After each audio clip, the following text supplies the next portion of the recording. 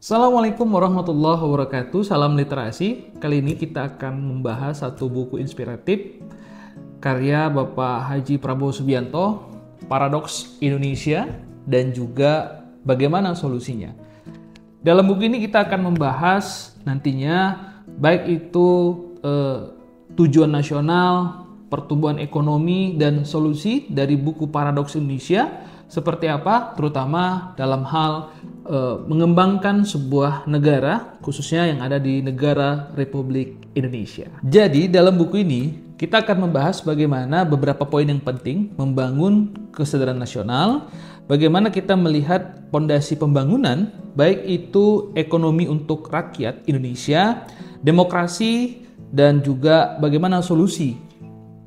Dalam buku Paradoks Indonesia ini akan menjawab berbagai tantangan yang ada di dalam negeri, terutama bangsa kita, bangsa Indonesia, dan tentunya generasi-generasi muda hari ini juga harus paham bagaimana situasi yang selama ini dan bagaimana solusi untuk kedepannya. Kalau kita bicara tujuan nasional, pasti kita sudah memahami semua bagaimana melindungi segenap bangsa Indonesia dan seluruh tumpah darah Indonesia, bagaimana memajukan kesejahteraan umum, mencerdaskan kehidupan bangsa, melaksanakan ketertiban dunia yang berdasarkan kemerdekaan, perdamaian abadi, dan keadilan sosial. Nah, kita harus bisa memahami dari buku ini ya, tujuan dari membangun kesadaran nasional, karena memang ini pondasi yang paling penting untuk membangun sebuah negara maju. Namun tentunya kita juga harus bisa bersama, tidak bisa juga hanya seorang ya untuk memikirkan bangsa yang sebesar ini seorang diri, namun kita perlu kolaborasi, sinergitas, dan gotong royong. Ini yang paling penting. Jadi kalau dikatakan membangun kesadaran itu adalah modal utama dari sebuah perjuangan. Jadi bagaimana kita memilih untuk menjadi pejuang politik. Jadi Bapak Prabowo Subianto selama dia berkarir di TNI, begitu juga mengabdikan dirinya untuk bangsa Indonesia, dia sudah memilih sebagai pejuang politik. Jadi keputusan beliau ya untuk masuk ke dunia politik ini berangkat dari sebuah kesadaran. Jadi sebuah kesadaran yang kita bisa mendapatkan dan mempelajari dari sejarah bangsa Indonesia dan bangsa-bangsa lain tentunya, dan beliau banyak berdiskusi dengan para pakar ekonomi, para pelaku usaha, dan negarawan dari Indonesia maupun dari mancanegara. Inilah yang membangun pola pikir beliau bagaimana hari ini sehingga beliau menjadi presiden kita, Presiden Republik Indonesia. Beliau sudah lama memikirkan bagaimana memajukan bangsa ini. Ini diperlukan bagaimana pentingnya kesadaran. Jadi menumbuhkan kesadaran itu berarti menumbuhkan modal awal dalam sebuah perjuangan. Kesadaran dimaksud itu ada berbagai hal. Yang pasti kesadaran bahwa sistem ekonomi kita dan politik yang dipilih oleh para pendiri bangsa kita, ini sistem ekonomi yang berdasarkan demokrasi Pancasila atau sistem ekonomi yang berkonstitusi. Ya sebenarnya ini pilihan yang terbaik ya kan, yang membangun bangsa Indonesia untuk mencapai cita-cita kemerdekaan bangsa kita.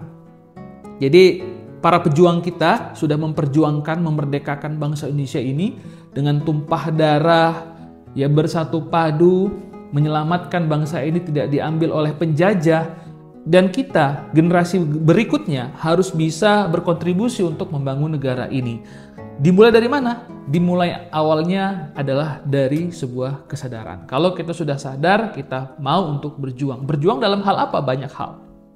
Ya, kita bisa membangun prinsip dalam diri kita, bagaimana kita bisa menjadi inspirasi banyak orang, bagaimana dengan perbuatan kita, dan juga kita belajar atau banyak berdiskusi dengan para pakar ekonomi, pelaku usaha, dan kita bisa menjadi pengusaha pun itu bahagian dari kesadaran kita untuk banyak membantu orang lain. Itu merupakan dari harapan dari cita-cita bangsa kita. Nah kalau kita ya berbicara tentang pondasi pembangunan, ini poin kedua ya. Pondasi pembangunan itu bicara tentang ekonomi rakyat untuk Indonesia. Jadi ekonomi tidak terlepas dari sebuah pondasi pembangunan sebuah negara. Negara sudah bagus pondasi pembangunannya, otomatis sumber daya alam ya yang ada, karena Indonesia ini kaya dengan sumber daya alam yang begitu luar biasa. Bagaimana kita memanfaatkannya? Tapi masih banyak wilayah-wilayah yang ada di Indonesia ini belum bisa merata dari sisi pembangunannya. Nah, yang paling penting dalam buku Paradoks Indonesia ini, bagaimana kita menghentikan kekayaan kita mengalir keluar. Jadi sekarang ini lebih banyak kita sumber daya alam kita dikirim atau diekspor ke luar negeri. Jadi kita harus bisa menjadikan atau menghentikan ya kekayaan kita ini dijual ataupun mengalir keluar. Jadi penyakit yang paling mendesak dari tubuh ekonomi Indonesia saat ini itu mengalir keluarnya kekayaan nasional dari wilayah Indonesia. Terlalu besar sih hasil dari ekonomi Indonesia yang disimpan dan dimanfaatkan di luar negeri. Ya, uang bagi satu negara, ya, kekayaan bagi suatu bangsa itu sama dengan darah, kata Pak Prabowo. Ya, saat ini tubuh bangsa Indonesia berdarah dan ternyata berdarahnya sudah puluhan tahun. Nah, bayangin nih, berdaya sudah puluhan tahun. Nah, jika dihitung dari zaman penjajahan, maka sudah ratusan tahun ekonomi kita berdarah. Jadi kalau kita melihat dari kondisi yang sekarang memang sulit ya terlihat, padahal sebenarnya hampir banyak kita melihatnya. Karena itu banyak dari kita tidak menyadari, ya kan? Bagi sedikit yang mengetahui, ya mereka itu hanya diam atau menyerah pada sebuah keadaan. Sebagian lagi menjadi agen penyalur kekayaan kita yang mengalir keluar. Ini yang harus dihentikan. Bagaimana kita bisa memanfaatkan sumber daya alam yang ada di Indonesia, bagaimana kita melatih sumber daya manusianya. Nah, kehadiran pemerintah ini sangat penting. Kehadiran sebuah negara ini sangat penting bagi tengah-tengah masyarakat. Kalau sumber daya manusianya dilatih, diberikan gizi yang bagus, ya otomatis sumber daya alam ini akan dikelola dengan baik dan tidak mengalir ke luar negeri atau mancanegara. Nah, artinya dalam buku ini Pak Prabowo akan melakukan sebuah gebrakan besar dan saat ini kita akan melihat gebrakan-gebrakan itu karena beliau diamanahkan oleh masyarakat seluruh Indonesia menjadi seorang presiden. Nah, artinya presiden itu kepala negara, pemangku kebijakan, pengguna anggaran, apalagi beliau sudah banyak melakukan efisiensi anggaran. Tujuannya apa? Tujuannya beliau akan menjadikan negara Indonesia menjadi negara maju, bagaimana sumber daya manusianya berkualitas sehingga sumber daya alam yang ada di seluruh Indonesia ini bisa dimanfaatkan dan dikelola untuk kebutuhan masyarakat Indonesia. Nah, kalau kita bicara yang terakhir, bagaimana solusi dari paradoks ini menuju 100 tahun Indonesia merdeka, ya. Kalau kita melihat di sini tumbuhnya sebuah investasi untuk pertumbuhan, ya kan? Jadi untuk meningkatkan aktivitas ekonomi di suatu negara dibutuhkan investasi. Tujuannya apa? Untuk meningkatkan kapasitas produksi dan menyediakan infrastruktur dalam hal pendukung investasi. Jadi untuk mencapai pertumbuhan PDB itu 5,4 sampai 6% per tahun, ya. Ini butuh investasi sekitar Rp5.800 sampai dengan Rp5.900 triliun per tahun.